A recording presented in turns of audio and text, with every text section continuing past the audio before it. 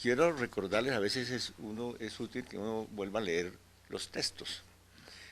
Voy a leerles el punto 6 del acuerdo de La Habana. Se llama implementación, verificación y referendación.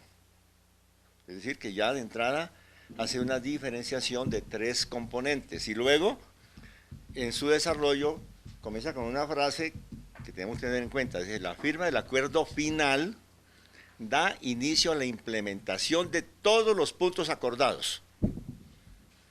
Y cuando habla de implementación de todos los puntos acordados, incluye, punto 1, mecanismos de implementación y verificación. Punto 2, acompañamiento internacional. Punto 3, cronograma. Punto 4, presupuesto. 5, herramientas de difusión. Y 6, mecanismo de referendación de los acuerdos. Entonces, quiere decir que el mecanismo de referendación de los acuerdos es uno de los puntos, de los temas de implementación del paquete de los acuerdos. En esta letra. Entonces, hemos escuchado de la calle repetir últimamente que hay que diferenciar entre implementación de los acuerdos y referendación. Él ha tratado como de separarlo, de decir son 2 cosas, no que la referendación sea parte del acuerdo y por lo tanto hay que ver cómo se implementa el mecanismo de referendación, sino como 2 cosas aparte. Pero es interesante la distinción, porque yo creo que es una precisión al texto. Y es que como hay unos acuerdos en temas sustantivos y también procedimentales, la gran pregunta es ¿cómo y cuándo se van a implementar los temas sustantivos? Según lo que dice aquí, es después del acuerdo final. ¿Eso qué quiere decir? Que, por ejemplo, la propuesta de las FARC de comenzar a implementar la Comisión de la Verdad es factible, pero implica una modificación del acuerdo. Lo mismo en materia agraria. También se ha escuchado la idea de que comiencen a discutir el tema de la reforma rural integral y que en lugar de este poco de píldoras contrarreformistas se pueda hacer una operación de implementación teniendo en cuenta los acuerdos. Pero quiere decir que hay un capítulo de implementación de reformas legales, constitucionales y de iniciativas o actos administrativos. Implementación en esas materias. Entonces, la primera cuestión es, ¿eso es después de la firma de los acuerdos? ¿Y qué alcance le damos a la referendación? Rodrigo dice, démosle un alcance mixto. Yo le entendería en esta reflexión que incluiría, como parte de un paquete que se llama referendación, implementación, como quien dice, formalización institucional de aquellos elementos de reforma que están en los acuerdos y una ratificación por voluntad popular, una manifestación popular de ratificación del pacto y que entonces esa cuestión se haga. Pero entonces eso nos lleva, uno, a plantearnos la conveniencia del mecanismo de rápida operación, del fast track, para la parte sustantiva.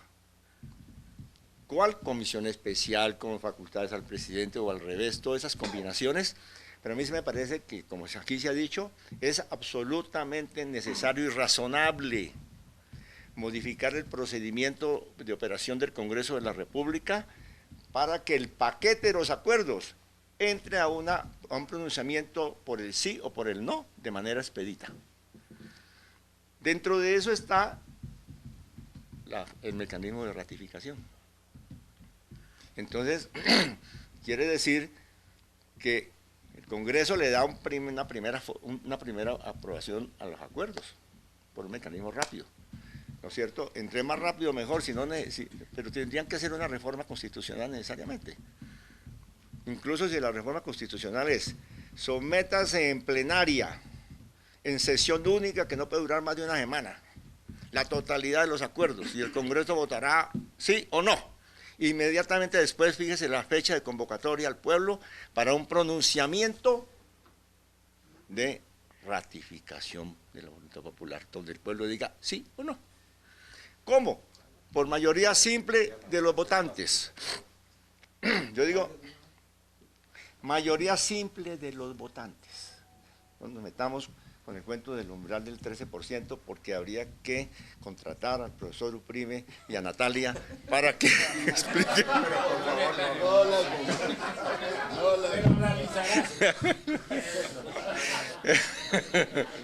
No, mejor, no, eso no es cierto.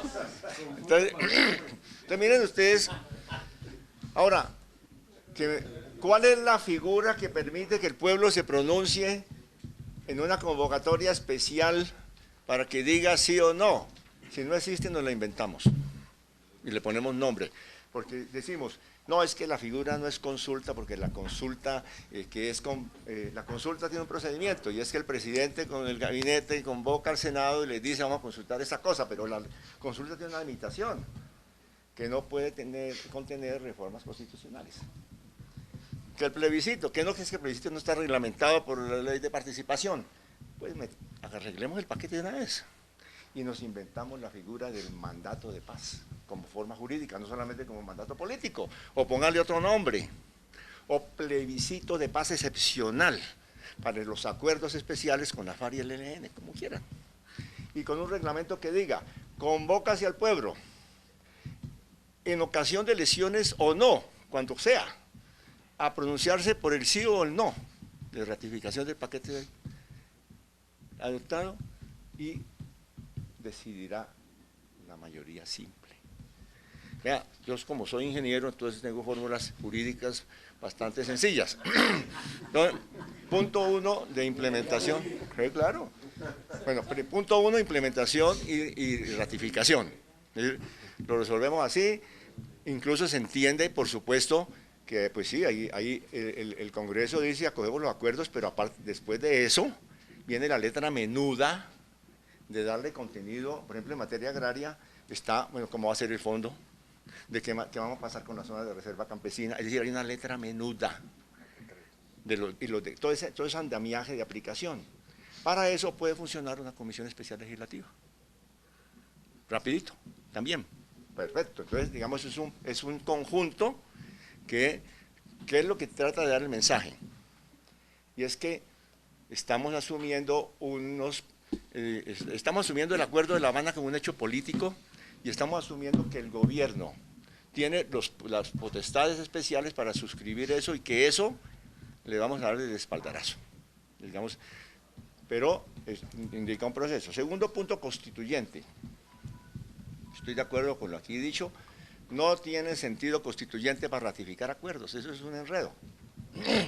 Eso fue lo que propuso Luis Carlos Restrepo, y que no fue descartado por el expresidente Álvaro Uribe, cuando Luis Carlos Restrepo dijo que los acuerdos de paz se lleven a una constituyente. No, eso es una manera de desbaratar los acuerdos de paz. Entonces no puede haber constituyente para los acuerdos de paz, porque es volver a repetir, abrir la guerra en este país. Pero ¿cuál es el asunto? Y en eso retomo lo aquí dicho y subrayado por Iván. Hay que elaborar el tema de la constituyente teniendo en cuenta varias cosas. Uno, que dadas las circunstancias políticas y las correlaciones de fuerzas, una constituyente tendría que ser en los marcos de la Constitución del 91. Es decir, pensar en una constituyente por fuera de esto es una revolución que no se puede. Dos, eso supone que no puede haber sustitución constitucional, porque no hay el hecho revolucionario pues para hacer la sustitución constitucional como el que sí se produjo en el 90. Y ahí fue un hecho constituyente que derivó en un cambio de constitución. Aquí tenemos nosotros que hay que hacerlo en los marcos de la Constitución del 91, y por lo tanto es una... es en la ingeniería jurídica, y por lo tanto sucede que tiene que existir un pacto político sobre las materias especiales que no pueden ser de sustitución constitucional, que debe tratar ese organismo de eventual convocatoria. Es decir, que una expectativa de constitución sería similar a lo que fue denominado en el 91 como Asamblea Constitucional, es decir, temario limitado pactado. ¿Cuál sería la justificación de una constituyente. Uno, el tratamiento a los desacuerdos. Eso lo hemos dicho y luego nos los copió las FARC. El tratamiento de los desacuerdos. ¿Cómo van a resolver los asteriscos? El gobierno dice, la ilusión del gobierno es que la inercia de la negociación y el clamor porque ya esta cosa se cierre lleva a reducir las pretensiones de las FARC. Yo creo que eso va a suceder, pero habrán puntos insalvables y con el ELN. Entonces, es una constitución para las diferencias. A la Asamblea Constituyente. Sí, para las diferencias y exclusivamente de las diferencias. ¿No es cierto? Creo que sería la consideración. Segundo, que no condicione el pacto de paz. Porque hay que cerrar el acuerdo de paz. Y con posterioridad, es decir, en el tiempo. ¿Por qué? Lo tercero, porque es que en Colombia el tema, los actores directos de negociación del conflicto armado no son las FARC, el ELN, el gobierno y la sociedad civil en general. No. En este país se necesita un acuerdo con la guerrilla, con el gobierno, con el ELN y con el uribismo. El uribismo es parte de la guerra, ha sido parte de la guerra. Es una fuerza opuesta a esta negociación como se está dando. Y entonces hay que tener un segundo tiempo. ¿Ustedes creen que va a haber aquí paz en Colombia cuando un sector como esto, que representa el 25% activo, beligerante, de las fuerzas electorales y de las fuerzas sociales y políticas de Colombia, no quede por fuera? No, tiene que tener escenarios, mecanismos. Y un último argumento que va a abrir la posibilidad de ese escenario futuro, yo creo que es la realidad de una crisis institucional profunda en Colombia. Tenemos nosotros, yo estoy de acuerdo, yo soy culpable de buena parte del escenario de la Constitución del 91, firmé los acuerdos de convocatoria, de temario, de todo, del asunto, redacté algunos artículos, los que están peor redactados, porque pues, como es posible que me dejaron como me dejaron meter en esa, no, ingeniería constitucional.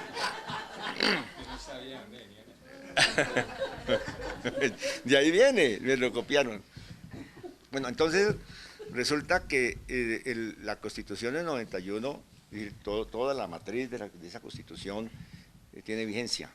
No existen por supuesto que al mismo tiempo ha sido completamente descuadernada, pero no solamente ha sido descuadernada, sino que se ha confrontado con una realidad, ¿no? Y tenemos crisis en la justicia, crisis del sistema acusatorio, de las cortes.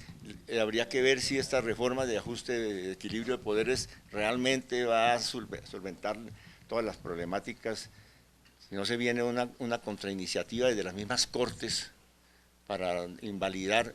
Eso es un limbo. Y imagínense ustedes, entonces ahí está ese tema y hay otros pendientes del 91, como el de ordenamiento territorial y estatuto de la oposición, para mencionar solamente dos, que nos llaman la atención sobre el fetichismo jurídico y constitucional, entre otras cosas, ¿no? Que no basta con hacer constituyentes ni hacer leyes para que los acuerdos estén garantizados. Pero eso, entonces, para no abundar en el tema, diría, no hay que mantener en el debate el tema de constituyente o de asamblea constitucional, para ponerle un nombre impropio, pero que nos recuerda a lo del 90, lo que es limitada. No hay constituyente que no sea limitada en el caso colombiano si no hay revolución. Entonces no nos pongamos, y tiene que ser pactada el de temario limitado. Y el último punto es, que fue mencionado por Iván, ¿qué hacemos en la coyuntura política frente a todo este panorama? Los tiempos están muy cortos para una operación de papeleta, están muy cortos. Se están agotando. Sin embargo, si existiera una iniciativa en acuerdo con el gobierno y con la unidad nacional, necesariamente, ¿no?, para un voto que diga, ¿no?, sí o no, respaldo las negociaciones de paz y los acuerdos que se están construyendo en La Habana, y su implementación por las vías que indica la democracia. Punto, ¿sí o no? El sí o no, directamente la papeleta. Bueno, sí, respaldo. Como se hizo en el mandato. Y como se hizo en el mandato. Eso solo tiene, no es vinculante jurídicamente, pero tiene una fuerza de inercia importantísima desde el punto de vista político. No sustituye ni agota el tema de la referendación, pero es una iniciativa política que podría contar. Para la próxima reunión dejo los comentarios al proyecto de ley del gobierno. Bueno, Camilo, muchas gracias.